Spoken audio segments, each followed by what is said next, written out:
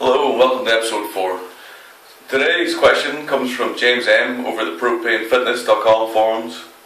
Propane Fitness is a great wee website and group of lads if you're looking for some aesthetic based training advice or someone to take you under the wing. I would advise them. So James has asked 6 questions. I'll work my way through them one at a time. First question: what's the most important lesson you've learned in your many years of powerlifting? First of all, it's not that many years. I've been competing for 6 years, training for 8. So I'm not on repeat quite yet. Anyway, without question, the single most important thing I've learned in this time is consistency. Consistency in your diet, consistency in your training, consistency in the intensity you train at are the number one thing that's going to determine where you're going to be successful or not in your training. And you can apply that to pretty much anything in life. If you apply yourself and apply yourself well consistently, you will do well at things. If you do not consistently apply yourself at all, then you will not do well at anything. Sometimes just showing up is enough, and then from there you can build. But if you don't show up at the gym to train, you're never going to go anywhere. So consistency definitely is the most important thing. Question number 2: can a rugby player gain strength in season naturally? Well, the answer to that question is emphatically yes. Quite easily. I've been coaching Scottish Academy players for about 5 years, and each year they all get stronger, and these lads are pretty full on schedules, talking 2 schools training sessions, 2 to 3 academy training sessions, 4 weight sessions a week. This is on top of 1 to 2 games, sometimes 3 games in the week, depending on the partner's season. And this is also depending on season, or time in the season. There's separate condition speed sessions they have to complete. And it's part of their contracts that they have to make them sessions, so the attendance is quite high, and them guys manage to get stronger. So if they can manage to get stronger, pretty much anyone can manage to get stronger. In my opinion, the best way to program for rugby or sport in general is to localise your training. You don't need a large volume of effort to get stronger or faster or more powerful, but you do need a high intensity of effort. So as an example, we'll do a 3-day program. So say this is Monday, Wednesday, Friday. Day 1's power, strength and hypertrophy. Day 2's power and hypertrophy. And day 3's power and prehab. As an idea, we'll flesh that out a little bit. So day 1, hang clean, 4 sets of 3 at 80%. Back squat, 5-3-1. Bench press, 5-3-1. Dumbbell shoulder press, 5 sets of 10. Lat pull down, 5 sets of 10. And abs. Day 2, box jump, 4 sets of 3. Hang clean, 4 sets of 3 at 80%. Push press, 5-3-1. Incline dumbbell press, 5 sets of 10. Seated rope, 5 sets of 10. And abs. Finally on day 3, box jump, 3 threes. Hang power clean, 3 threes at 75%. And dumbbell curl, 5 sets of 10. Tricep push down, 5 sets of 10. And then you go on to a barrage of exercises that you might have to address some imbalances or problems that may have been flagged up by your coach or your physio. The key is to keep your intensity localised, i.e. you're lifting to failure, your heavy lifting, your heavy speed work, anything that's going to take a toll on your recovery should happen at a point in the week from which you have 3 or 4 days to recover from before your next competition. So for rugby, competition is normally on a Saturday, so you want the heavy part of your program or the intense part of your program to take part the first 2 or 3 days of the week. That'll give you Wednesday, Thursday, Friday to recover before your game. And the closer to the competition you are, the less DOMS induced training you do. So when you come up to a game on the Friday, you don't want to be doing 5 sets of 10 on squat. You don't want to be doing 5-3-1 for squat because you will take away from your performance the next day. And that, obviously some games are more important than others, so you might factor that into your training. Maybe the day before a big game, like a cup final game, maybe you don't do any strength training that week. Maybe you just do speed training, and maybe you don't do your 3rd session. Maybe you want to do session 1 and 2, and you take away all of the volume from it, and you just do maybe a few heavy singles, comfy singles on squat, bench press, things like that on the first day. Day 2, maybe just jump and do cleans, and still do your abs, still do your hypertrophy or your prehab stuff. But things you need to be aware about when you're training for other objectives that aren't just weight training based objectives. So hope that answered your question.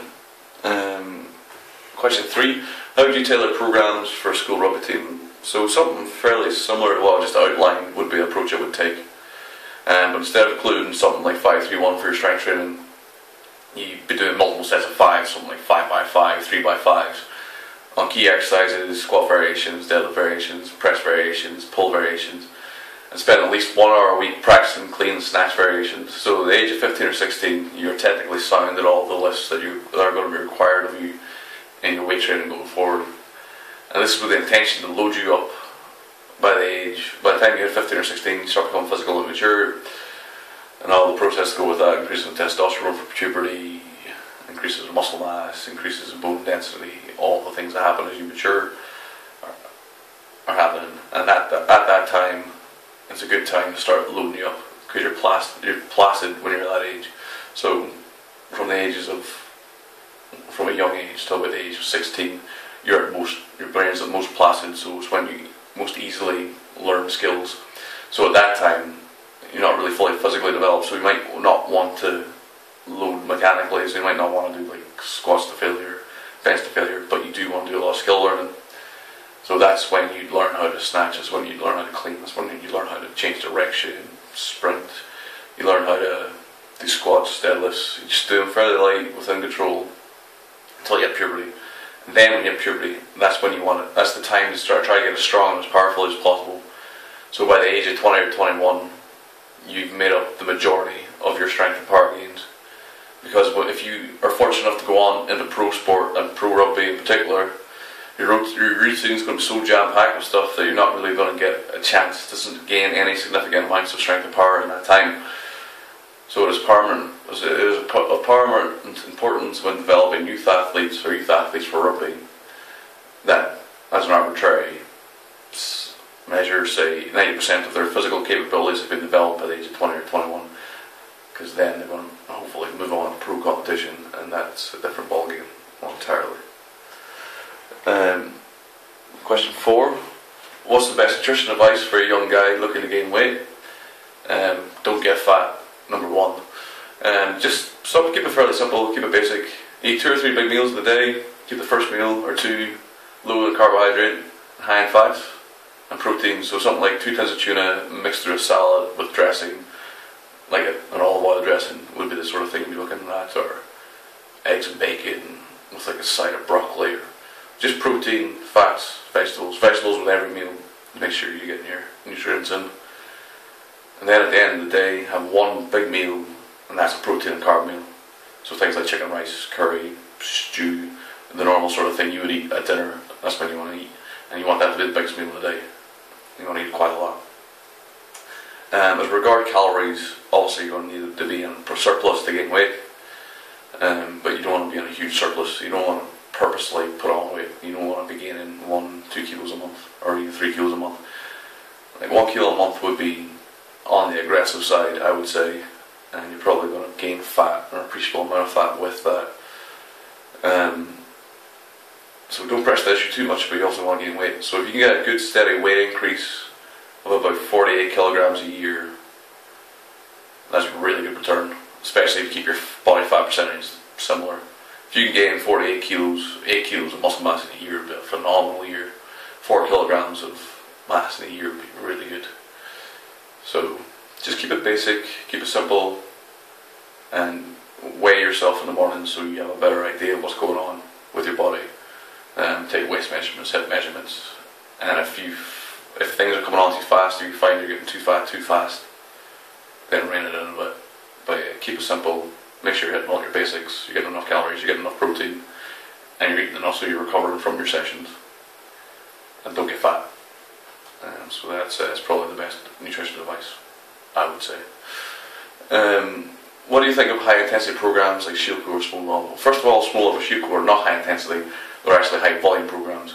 There's a fairly important difference. Volume of work is sets and reps. So for Smolov, as the obvious example, you're squatting 4 times a week, and you're going from 4 sets of 10 through to 10 sets of 3 over 4 sessions during the week.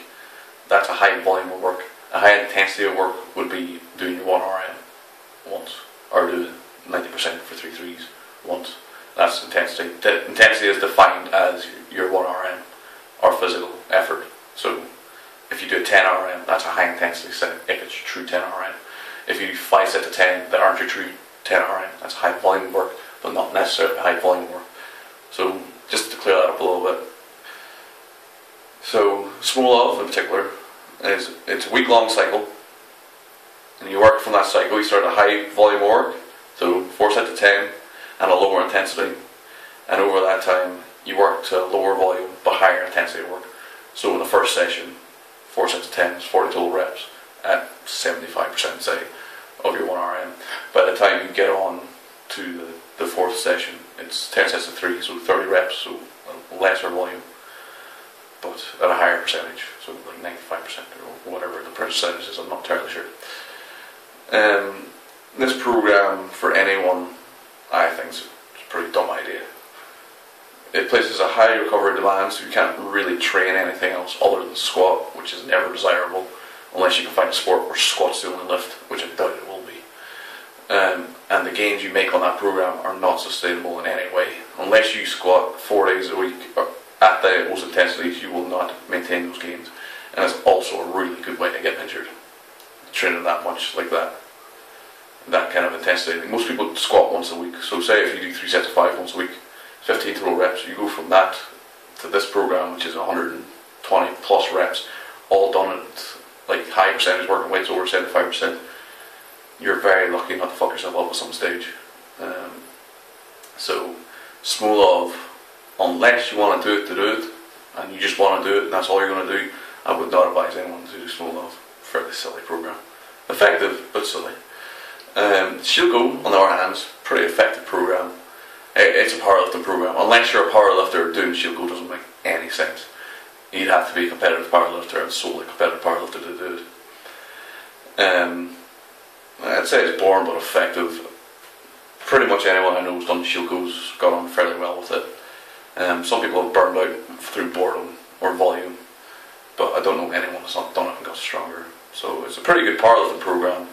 I wouldn't do it personally, just because I think it would be boring. And I think there's better ways of moving forward with your training. But yeah, it's a fairly effective program, sensible program, but it's boring. And it's a lot of time in the gym, like 2 to 3 hours in the gym, which personally I wouldn't be arsed with. But again, if you want to do Shield Go, it's a good program.